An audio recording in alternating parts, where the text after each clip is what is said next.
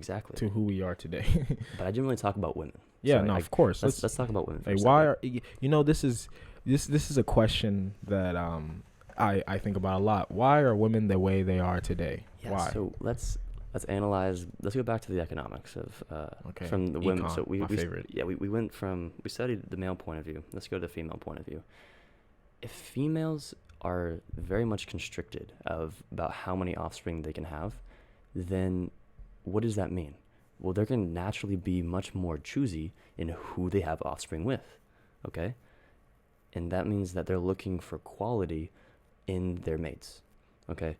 And what that really boils down to in our society is, you see that women, when a really I don't want to say really ugly dude, but like when an ugly dude is with a really attractive woman, you're like, how in the world did that even happen? Yeah.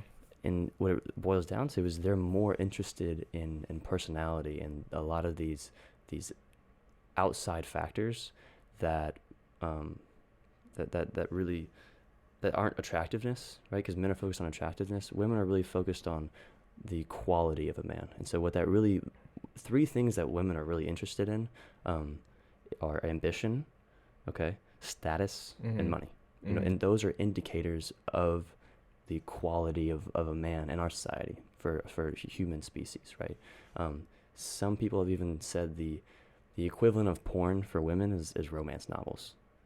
And I think that really puts into perspective and really helps to shift like thinking as far as like, if like as a guy, if you're trying to get a girl, maybe obviously you're going to want to look as best as you can, but your personality is very important, and not just your personality, but your drive, your ambition, you got going for you, yeah, all that is you might say that girls are, some people would say that some women are gold diggers. Yeah. Not there's like a small, that's a common term, and you think about that, but from their perspective, like that actually, that makes sense. It's making sense, but I can you hit upon like kind of go back to the biological why it's like from the beginning, because I know you talked to me about this being like the reason why they look for these personality traits, because since they're the ones limited on babies, they're going through the stage of nurturing the child and things like yeah. So they are, like I said, if women are limited in their number of offspring, they're looking for quality in their mates.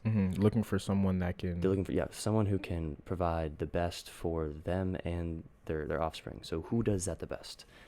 Someone with big ambitions, money, or status. If there's status, if you're in older societies, if you have high status, you have a much higher chance of reproducing, right? Again, going back to reproduction, the higher chance of you reproducing your offspring means that your genes get passed down the genetic pool. So can I make this is an assumption, and me myself I'm making is like, so it's saying that from the, I guess, primitive, that's the right way to say, a primitive society, or just.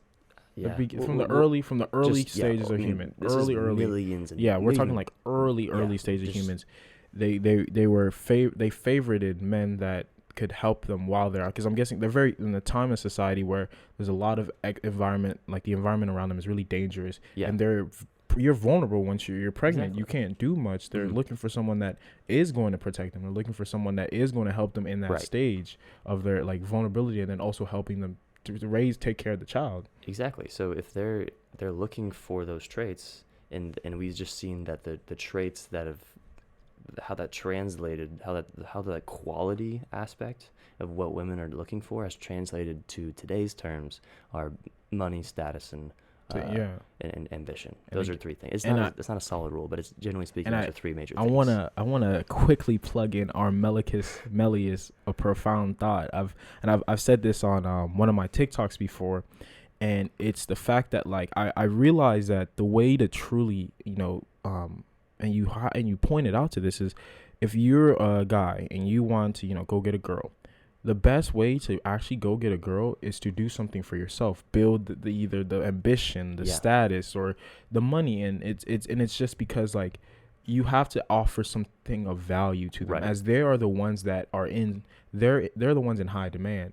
They're the ones that get to decide like I'm looking for the most value, and and value, it does not correlate to exactly how you look like. It's a much less like women literally think about, generally speaking, attractiveness far less than men do in terms of who they want their partner to be. That's just from and evolution. And you know, not being a relationship doctor here, but if you think about it, right? Because attractiveness is what is going to draw you to someone, right? Yes. But it's not what's going to keep you. And as the thing as we just talked about, the attractive males, the males that are able to draw, right, from a biological standpoint, there are a lot of times the guys that mess these girls over, right? They you know, cheat on them, XYZ, and just biologically, these guys they have it easier to attract women, so they're just having sex, XYZ, you know, doing XYZ. So then it turns, for me, this is just how I'm viewing it, and it turns, women start to become, you know, they start to learn from this and say like, oh, maybe looks is like, generally when a guy's really attractive, that's